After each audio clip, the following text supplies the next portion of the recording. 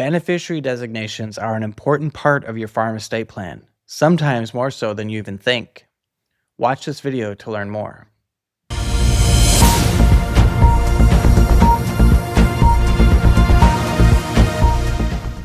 Hi, I'm Jason Wagner, the farm lawyer. I work with family farmers every single day to help them pass the farm on to the next generation. At my law firm, Wagner Ayler, we've been doing it for over 50 years. Today, we're talking about beneficiary designations and how they fit into your farm estate plan. So one thing I like to say is, you've probably already started your estate plan, even if you didn't think about it. If you ever took out a life insurance policy or started a retirement account or opened a bank account, you probably listed a beneficiary on those accounts. When you did that, you started your estate plan because beneficiary designations, by definition, say, here's who's going to get this asset when I die, which is one of the key questions that we seek to answer in the farm estate plan. So you've already done that. You're already thinking about what happens when you die when you set up a beneficiary designation. Now, the most important thing to remember with beneficiary designations is that they always control.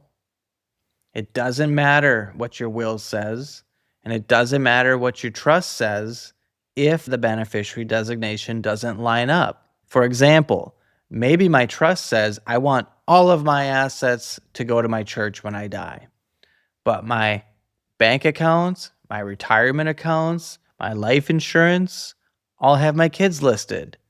Is my trust going to override that to make sure that those accounts go to the church instead of to my kids? Absolutely not. Never going to happen. Okay. That beneficiary designation, you've told the life insurance company and you've told the bank, this is your instructions to do with this account when I die. Unless you've updated those instructions to list something else or to list it to your trust, the beneficiary designation's always going to control. And I've seen this come up sometimes in unusual ways. I've seen it come up when a farmer dies and they have left everything to their spouse, but the life insurance for some reason goes to their first spouse, their ex. Why? Because they never updated it.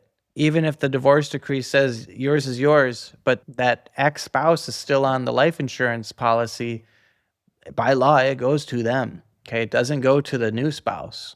So we can end up with some really unintended results if those beneficiary designations do not line up with the rest of the plan. And this can come into play for farm estate planning in a number of ways. One, life insurance. Some clients like to use life insurance as a way to help non-farming heirs gain an inheritance, or they might use it for the farming heir to pay off debt, or have the farming heir use that to buy the farm from their non-farming heirs. But if that's the intent and the life insurance doesn't actually line up that way, again, we can end up with the life insurance going a completely different direction, not serving the purpose we meant it to serve. Same with retirement accounts. I've seen estate plans that might say, we want everything in the estate divided equally, but we want the farming heir to get the farm assets first to fill up their bucket. And when they're writing that plan, they're thinking, geez, we've got $1 million in our retirement account. We've got $1 million farm. That should work out pretty well. There's only going to be a little bit left that the farming heir has to buy out. But what did you do? You put retirement account, you listed beneficiaries. That's not part of the trust now, is it?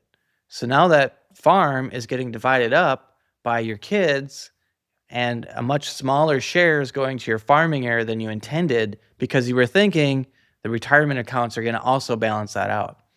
But if you haven't lined them up and worked with the farm lawyer to make sure that the plan works when you're gone, you might, again, end up with a different result than you intended because the beneficiary designation doesn't follow the plan. And one of the biggest annoyances that I see, because I do a lot of real estate work, is transfer on death deeds where that's going out to all of the kids. This can be a nightmare scenario for me. A transfer on death deed, don't get me wrong, is a great tool. and it can fill a really great purpose when it's used the right way. So, what is a transfer on death deed? A transfer on death deed is basically like putting a beneficiary designation on real estate. It says, here's who is going to own this farm or real estate or house when I die. So, it's pretty simple in that sense. But think about it. What if I listed all 5 of my kids on a transfer on death deed to own this farm when I die? That transfer on death deed doesn't give us the space or the privacy to be thinking about things like rights of first refusal, rights of the farming heir to lease the property. What happens if somebody dies before you? These are all things that the transfer on death deed is too blunt of an instrument to actually anticipate and answer. The other thing with the transfer on death deed, it puts the ownership in the hands of those beneficiaries immediately upon death. Again, think if I have 5 kids, they're all married, it takes 1 to buy and 2 to sell. What does that mean? Each of those 5 kids plus their 5 spouses all get to have an opinion on how we manage this farm or this real estate. Everything from who are we leasing it to, who gets access to it, are we going to sell it, who's the realtor going to be, what price are we going to sell it at, when do we want to close, where are we going to close? Good luck, okay? Forget about it. It would be much easier and simpler for us to have a farm trust, have that real estate go into the trust upon death, have one person, your trustee, be responsible for managing it rather than 10 people who can't get through a Thanksgiving dinner together. One other thing I often see is mom or dad list one of the kids as a beneficiary on an account, sometimes a pretty big account, thinking, well, I listed them because they're going to be responsible for managing that and distributing it out to the rest of the heirs. Oof, that's a huge risk, all right? What if that person dies before you? Well, I'll update it. What if you forgot? What if that person becomes incapacitated? Well, I'll update it. What if you forgot? What if that person has judgments or liens that you didn't know about? Okay.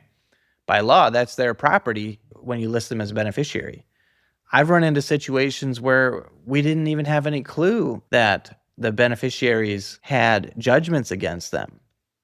You know, we can't be putting assets into the hands of people when it's not in their control. The creditors can step in and take those assets right away. Or what if the person who you name as a beneficiary dies 10 days after you?